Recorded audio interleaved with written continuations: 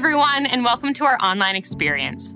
No matter what platform you are joining us on or listening from, it's such an honor that you've decided to spend the next hour or so with us today. Here at Central, our vision is to help you connect with God and with one another. Everything that we do revolves around those two things. One easy way to partner with us to help others get connected is by taking a moment to share this experience on whatever platform you are joining us on. Perhaps you can write a review or even leave a rating if you're a podcast listener, as it goes a long way in spreading the word about this amazing community of faith. Also, if you'd like to worship through your giving and partner with us in this vision of helping others get connected, you can do that by heading over to our website at centralcc.ca/give. You can follow the prompts, schedule a one-time gift, or set up regular ongoing giving. Thank you for believing in this vision and for being faithful in this way. Now, today I want to take a moment to let you know of a few ways you can get connected here at Central. We are heading into our final week of our 21 days of prayer. If you have not joined us, there is still time. We are back tomorrow and invite you to join us from 6 to 7 a.m. Monday to Friday and 9 to 10 a.m. on Saturday as we continue in prayer and personal connection with God. We know for some of you, making it out of the house for 6 a.m. is sometimes difficult with small kids or early work schedules. So we've made it easy for everyone who would like to join us by offering both an in-person and online option. More details on how to join us are available at our website at centralcc.ca/21days. Next up is Encounter. Encounter is a 1-hour worship and prayer experience happening next Sunday, January 30th at 6 p.m. This month's Encounter will be closing out our 21 days of prayer. It will be a beautiful night with friends and family. We will have a time for personal prayer and reflection, and prayer as a church for the freedom we have been talking about all this month. Maybe you know someone that is hurting. We want to pray for them. Whatever you need prayer for, this is the night to come. Join us for what we know will be an incredible night of prayer, healing, and worship together. Now, there is kids programming for ages 5 and under, and one thing you need to make note of is that you do not need to pre-register. Just come as you are. So why don't you join us next week? Our chosen method for connection with others is groups, and we have 4 kinds of groups here at Central: community groups, small groups, interest groups, and support groups. If you need help finding a group that fits your needs, simply head over to our website, centralcc.ca/groups, and search the many groups available to find the best group that fits you. We also have a number of groups that are gearing up to start the end of January, and so throughout this month, we want to encourage you to check out the many opportunities available to get connected through groups. Everything you need to know and how to register can be found at centralcc.ca/groups. One group we do want to highlight is Alpha. If you are new to faith or would like a safe place to ask questions about who Jesus is and why he is worth following, you can join us on February 6th at 10:30 a.m. right here at Central for this 8-week group. Alpha is a group that over 24 million people have gone through around the world, and we'd love for you to join us. So if you'd like more information on that group, head over to centralcc.ca/groups. Again, if you have any questions or would like to pre-register your family to join us in person on Sundays, head over to our website or text the word CENTRAL to 905-937-5610. So that's all from me. We are excited you have joined us today. Our experience is about to begin, and it all starts right now.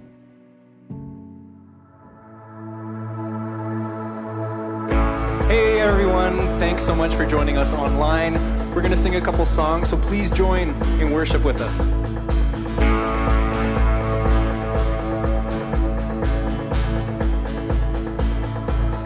There is no shadow that has ever overcome your life. There is no rival that could ever stand against your might. You've always been with us. Every battle you've already won. You've already won.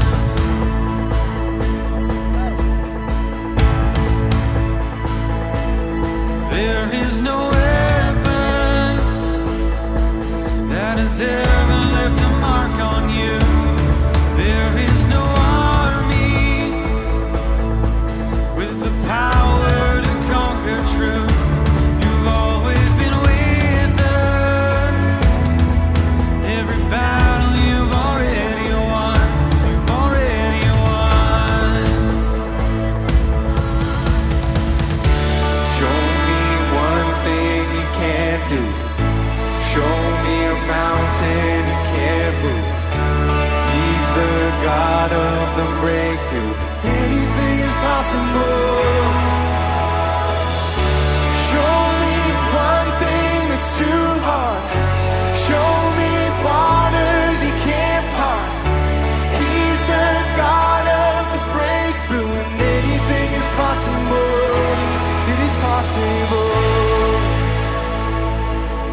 There is a kingdom that's advancing at the speed of light, and in his kingdom every dead thing is bound to rise.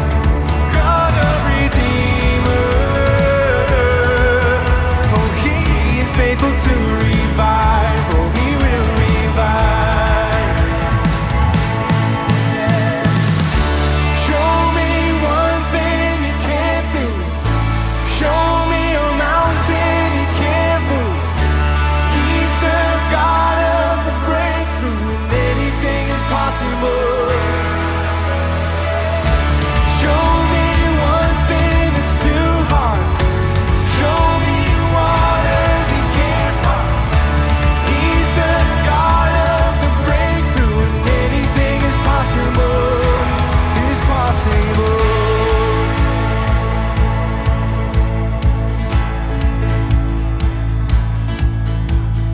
All of my fear I will turn into praise, shake off despair as I sing out your name. A victory dance I will dance out in faith, will crush disappointment and break every chain. And all of my fear I will turn into praise, shake off despair as I sing out your name.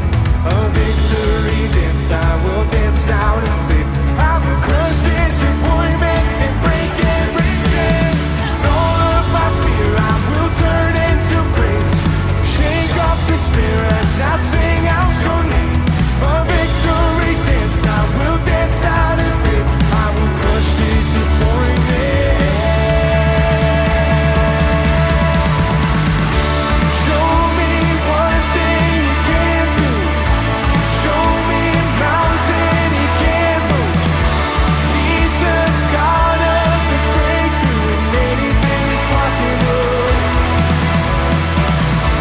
Show me one thing that's too hard, show me waters he can't part. He's the God of the breakthrough, and anything is possible.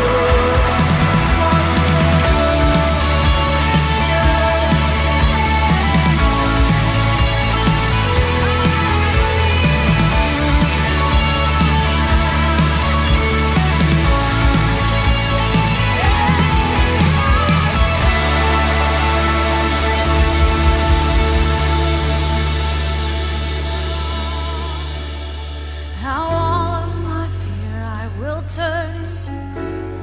I'll shake off despair as I sing out your name.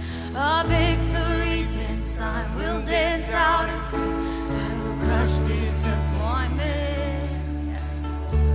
Now all, yes. We'll turn into praise, Oh, we praise shake you. off despair Through it as I sing all, we out praise you. your Yes. victory dance I will dance out in Oh, I will crush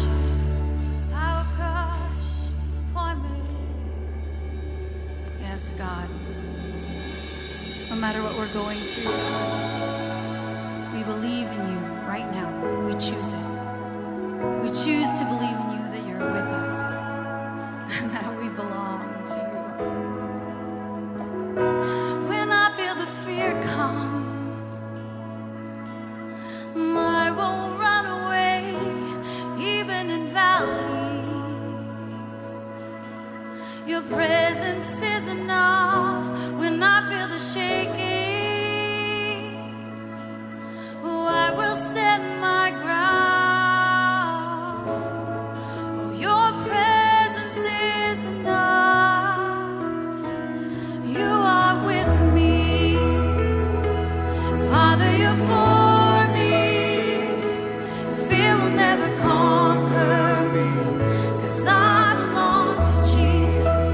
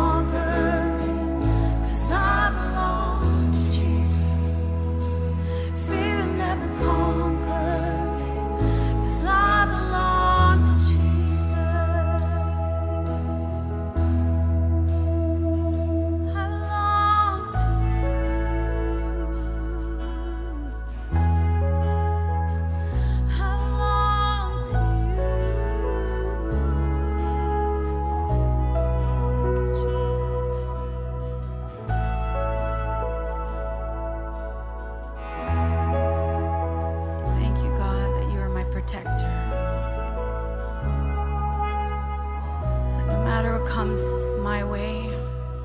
And sometimes it can feel so difficult and so dark. I know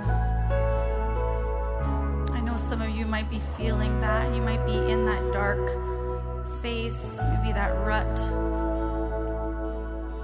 Maybe you have an anxious mind, a racing heart. But you need to know today, I need to know today that I belong, you belong, we belong to Jesus. And that's something we can stand firm on, a solid ground.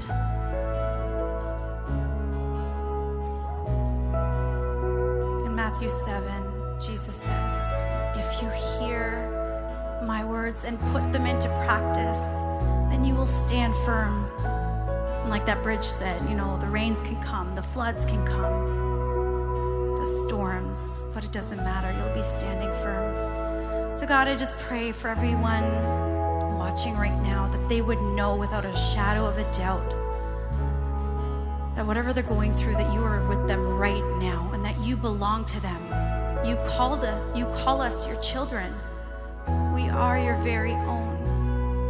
And so no, we're not alone, even though it feels like we are sometimes. No, you are with us. Help us know right now. Calm our hearts and our minds. Bring light to every darkness. Be who we need you to be. Amen.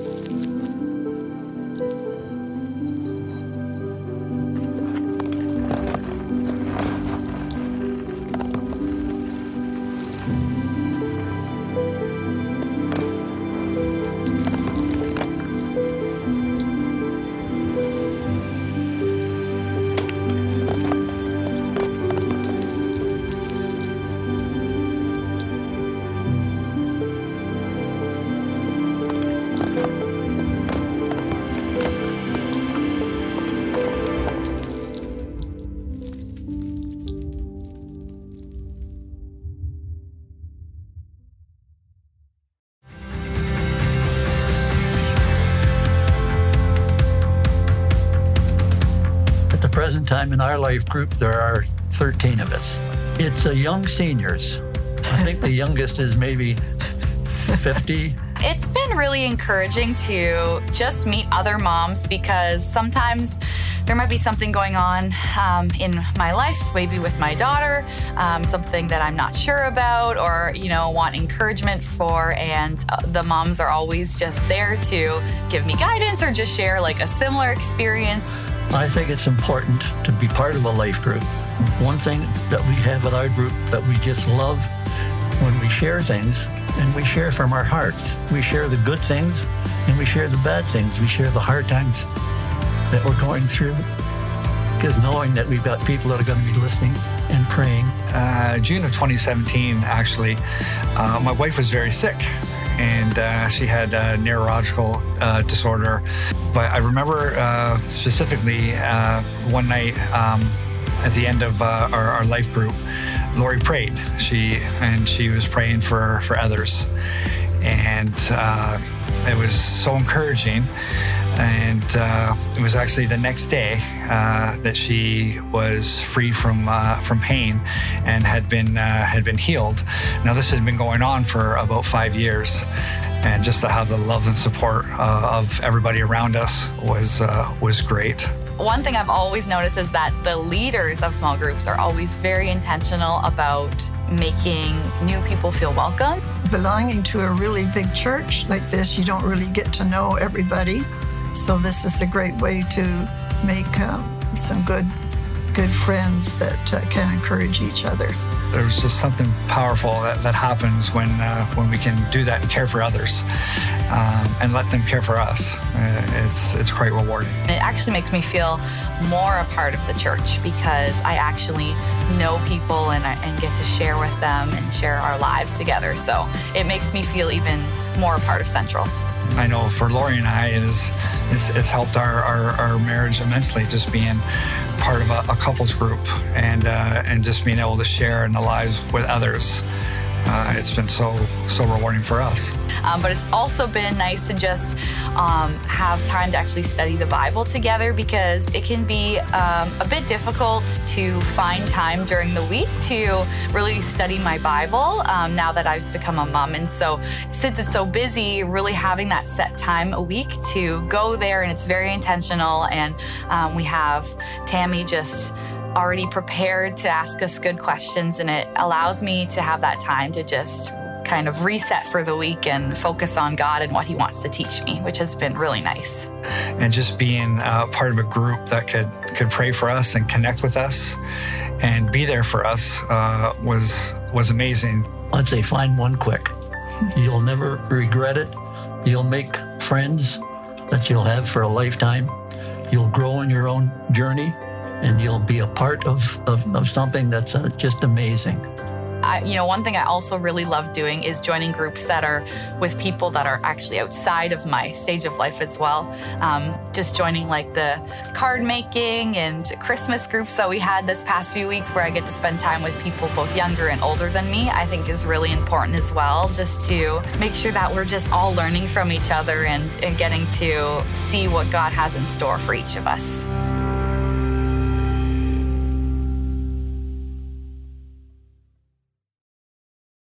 Who or what do you trust?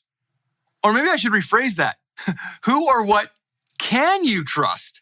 Like, we are living in a world right now where trust is being eroded.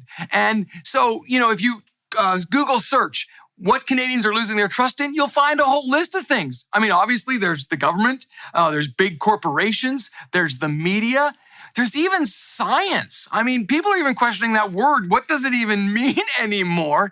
And then, of course, faith. We see a decline in all of these things that were foundational to us being eroded, and we don't know what to trust.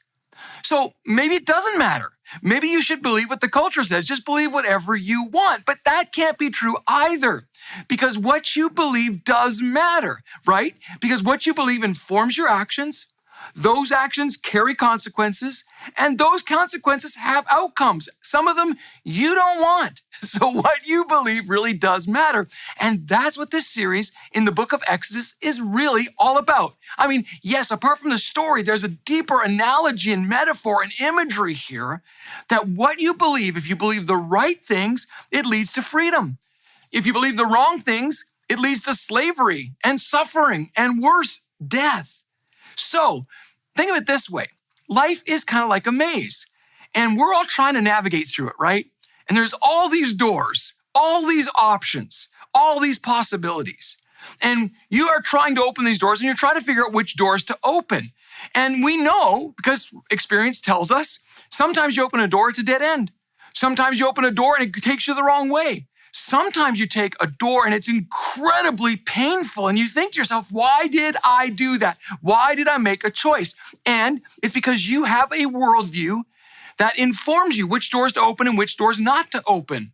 And depending on your worldview depends really on the outcomes of your life. And so we've been learning in this series that freedom is the ability to do what is best. Not just open whatever door you want or whatever door you feel like, what door is the best. And this is going to require wisdom or a good worldview to know what that is and the courage. Because some of these doors are hard to walk through in order to do that no matter what the cost. And so in week 1, we learned that freedom comes really when you're willing to face the truth. That was Moses in the burning bush. Last week, we learned that freedom comes when you're willing to harness your fear. When you feel like you're caught between a rock and a hard place and you see only 2 options, maybe God has a third. And today we want to learn that it really matters what you believe, and we need to learn to trust God fully.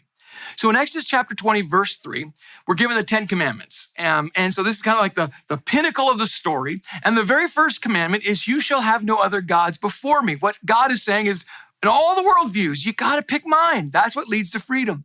Jesus reiterated this in Luke 10:27, when he said, love the Lord your God with all your heart and with all your soul and with all your strength and with all your mind, and love your neighbor as yourself. That's supposed to be our core value.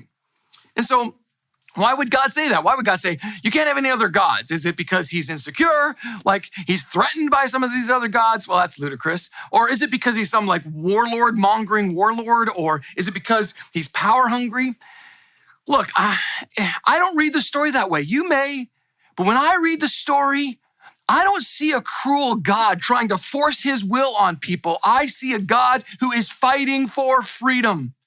And it's interesting because I have never heard the word cruel used of the Allies liberating Europe. And so I think God is bringing liberty and freedom. And that's worth fighting for, because what you believe really does matter. So in Exodus chapter 3:18, let's go back to the story. Moses now has gone to the burning bush and he has to confront Pharaoh. And God says to him, then you and the elders are to go to the king of Egypt and say to him, the Lord, the king of the Hebrews. So just so you know, Hebrews and Israelites, they're interchangeable. They're the same people. Has met with us. Let us take a 3-day journey into the wilderness to offer sacrifices to the Lord our God. But I know that the king of Egypt will not let you go. Why? Because it doesn't fit in his worldview. His worldview is you must be his slave. He is a superior race. You are subhuman. His worldview is, no, I can't let you go unless a mighty hand compels him. So I will stretch out my hand and strike the Egyptians with all the wonders that I will perform among them. After that, he will let you go. Okay, and you say, okay, well, maybe I can understand the story of the Old Testament. In its context, it's a battle between the gods, but we don't have that battle anymore. We don't have gods and idols and temples, and I would respectfully disagree. We've just changed the names. We've just added the suffix ism to our idols, our worldviews, our gods. So we've got liberalism, socialism, capitalism, theism, atheism, materialism, nihilism, monotheism, postmodernism, meism, selfieism. We've got all of these worldviews that are competing, and it is violent. Look what's happening in the world right now with these competing worldviews. So your idol, your God, I suppose, in this terminology, in this context, is any worldview that you have chosen to live by that determines your actions. And you're like, well, okay, how do I know what that is? That's a great question. I had to ask myself. Well, here's how I know. It's whatever, not what you say you believe, but what actually you act out. It's how you spend your time and your talent and your treasure. It's what gets your priority. It's what you get value from or meaning from. Your worldview isn't what you say, it's what you actually do. And remember, like we said earlier, what you believe matters because it dictates your actions, which carry consequences, which carry outcomes. So a worldview is really critical, and God needs to break the Egyptian worldview even out of his own people. They've been in Egypt so long, they can no longer distinguish between the truth and everything they hear around them. They've actually been sucked in to a false worldview. And the Egyptian worldview keeps them as slaves, and God has to show a powerful demonstration. A crisis has to happen for that to be exposed. Just a quick side note. I just wonder if right now, this crisis is exposing what we actually really believe. Like when something is taken away from you, that's when you really believe or you're exposed that you trusted that maybe more than you should have. And so that's what the plagues are all about. The plagues aren't just random, arbitrary cursings on the world. They are actually an attack on different worldviews that the Egyptians held, and as a result, the Israelites held. And so you can look up on the internet all of the plagues and which gods they were attacking. It's a fascinating study. I don't have time to talk about it, but you can do that on your own. But I want to just talk about the first and the last. So the first plague is against the Nile. Now, in the Egyptian worldview, all they saw was wherever water was, you lived. I mean, if you look at a satellite picture of Egypt, you can see there's a desert all the way around and then one green strip where the Nile River runs. So they could see it. It made sense to them. Well, that must be God. We need the Nile. We depend on the Nile. Without that water, we die. So first of all, when Moses comes and says, we need to take a 3-day journey into the wilderness, Pharaoh's like, you're insane. This is what we see. This is what we trust. But when God turns it into blood, that thing they trusted is taken away. Then what? Well, you can no longer trust it. So where do you go from there? That is the point of the plagues. That sometimes we put our hope and trust in things that cannot meet our needs, cannot be there when we need them the most. I think that's true of money, governments, our spouse, our job, our health, right? What if those things were taken away? Does it mean you lose value? Does it mean you no longer matter? Of course not. That's what God is fighting in all of us. So even the magicians see it. Even the magicians in chapter 8, verse 19 say to Pharaoh, hey, this is the finger of God. But it says, even though they saw it, Pharaoh didn't. It says his heart was hard and he would not listen just as God had said. So here's a really hard question I had to ask myself this week. Is there a worldview that I refuse to let go of because I'm so stubborn that it's actually hurting me and hurting those around me? Is there an ism in my life, something I've put my trust in that honestly, if I'm willing to be honest, is actually hurting me and those around me? It's limiting freedom. And so Pharaoh doesn't listen. And so as a result, 10 plagues come into play. And then the final plague is the harshest, I suppose, in our concept and the way we think about it. God says, I'm going to strike down the firstborn of all of Egypt.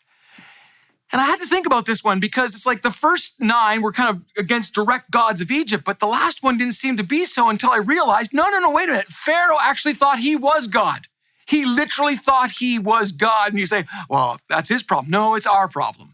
We think we know best. We think we're able to open doors with our wisdom, with our understanding. We're strong enough, smart enough. And what happens when that is taken away? And that's exactly what's going to happen because to the God, Pharaoh, in his mind, his legacy depended on a couple of things, according to Egyptian mythology. First, his body had to be preserved. That's why they mummified the pharaohs, because as soon as your body disintegrated in Egyptian understanding, you ceased to exist.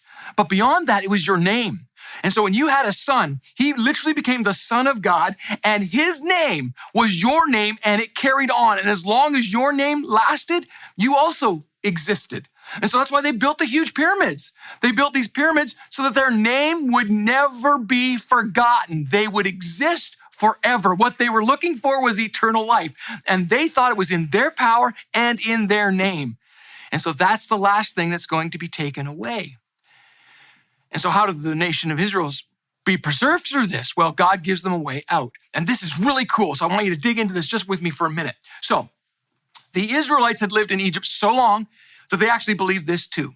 And archaeology is finding this. They would build, of course, they were poor, they were slaves, and they would build their houses out of mud and stick, but the door frame was always, if they could, whatever it took, was made out of stone, imperishable items, and they would carve their name onto the door frame. This is really important. It was a portal into what they thought would give them everlasting life or what would matter.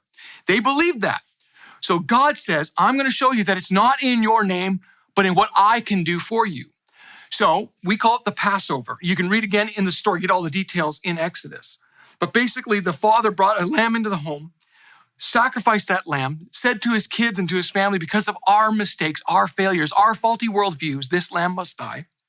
Then he took the blood and he put it over the mantle of the door, over the names that had been carved in to show that there was a better way than my way, a better way than the Egyptian worldview, a better way, a way that would actually lead them to freedom. And as a result, their firstborns were preserved and saved. So what God was saying, what is the point of it? is that it's not our works, it's not our great ideas, it's not our technological breakthroughs, it's not our medical advancements, it's not our complicated government systems that will save us, it's not our money, it's not our power, it's not our wisdom, but it is the one who created us, the one who made the maze, that can show us the way out, the way to meaning and purpose. He's the one who can help you become who you were supposed to become and dictate what becomes of you. And Jesus would come onto the scene thousands of years later, and he would reinforce this image. As a matter of fact, he would be the expression and the fulfillment of this image. Jesus would make the claim that he was the way, the truth, and the life. His way was the best way, the only way to really live. It was in his way that you would know which doors to go through and which doors to say no to. And it was in his sacrifice, his death, and in his resurrection, the greatest miracle of God, that even in death, Jesus cannot be held down. It's beyond the rules. It leads us into purpose. And this is why Jesus said in John 10:9, I am the gate. Whoever enters through me will be saved. They will come in and go out and find pasture, but the thief, any other worldview, comes only to steal and kill and destroy. And I see that in so many people around me. I have come that they may have life and have it to the full. You need to know today that God is fighting for your freedom. And then in John 14:6, Jesus answered, I am the way, I am the truth, I am the life, I am the door. I will cover your name. I will cover every false idea that you have and show you a better way. No one comes to the Father except through me. Okay, so I know I just said something that in our culture sounds incredibly exclusive. It sounds incredibly confrontational. Sounds like conflict, and I did so intentionally because some of our worldviews need to be broken today. So how do you know it's true? That's a good question. How do I know I can trust Jesus even though he said it? Well, I want to put to you that for me, I've learned to trust the things that really over time are proven truly to be true. Things that work, really work. I have a lot of ideas. I'm getting older now. I have a lot of ideas that I laugh at that I had when I was 20 years old. I thought I could do this. I had that all figured out, and it just wasn't true. So time has an amazing way of proving what is true. Crisis has an amazing way of proving what is true. What you put your value in when someone says something proves to you what is really true. And so Jesus, to me, is true, and I'll tell you why. It's actually very simple. Because I've spent a lifetime studying different ideas and thoughts and interacting with all kinds of worldviews. Some of them have been a confrontation. Some have been incredibly pleasant and eye-opening and actually humbling experiences for me to discover that I actually believe with every fiber in me that Jesus is the best person who ever lived. That it is his teachings that actually will liberate humanity. It is in what he did in his death and resurrection that actually gives me freedom. I stack him up against any other religious leader, any great political warlord. I would stack him up against any other human being, and I guarantee it would be impossible to find someone better than Jesus. And so I've just trusted my life to him. I let him navigate this life with me. When he tells me open a door, I open it no matter how difficult it seems. And when he says, Bill, you need to close that door, I trust him. Because when I don't do that, I end up in places I don't want to be. And you just need to know that God is fighting for your freedom. Jesus came into this world and he sacrificed his life like that lamb, and his blood was shed so that your name could be covered. All the things you think matter and are important and your value and your worth could be covered by the truth that he loves you. He's fighting for you. That's freedom. And I know I'm not talking always about the way his children or his followers act. I'm talking about Jesus himself. And so in order to discover this truth, it's going to require some humility, an open mind, a soft heart, the ability to say, maybe I am wrong. I still have to say that I am wrong still about a lot of things. But Jesus, you lead me, you guide me out of slavery and into freedom. And so today, if you feel like you're stuck or you're limited or you're enslaved, maybe it's because you're trusting the wrong thing. I want to give you the opportunity today to make the choice, to choose the doors that Jesus opens. He said, I am the way, the truth, and the life, and I believe him.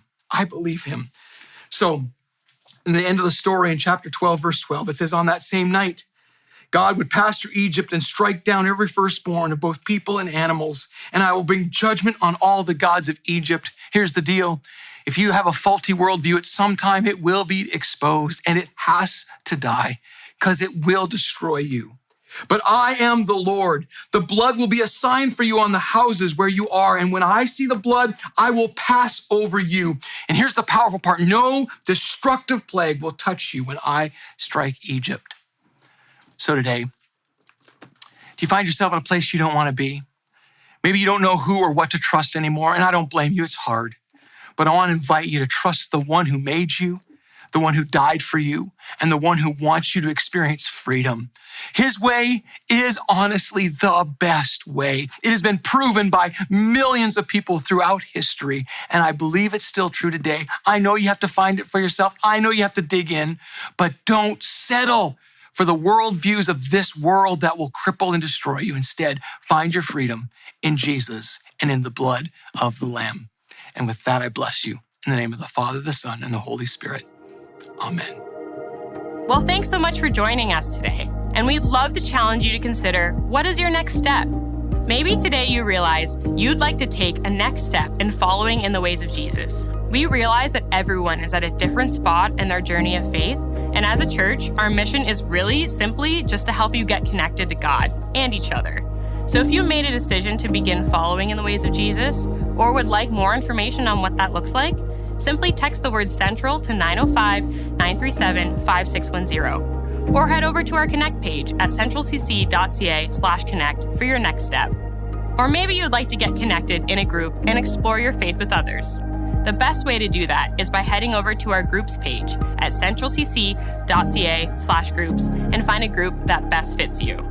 If you are joining us at the 10:30 experience, why not click the link in the chat area now and join us for Encore, an after-service conversation. This is a great opportunity to ask questions, talk about the discussion questions coming up, or just talk about today's message with some of our leaders. If you have any questions on how to get connected, simply head over to our website, centralcc.ca, or text the word CENTRAL to 905-937-5610, and you will find everything you need there on how to get connected. Well, that's all from me. Hope you have an amazing week, and we hope to see you back here next week.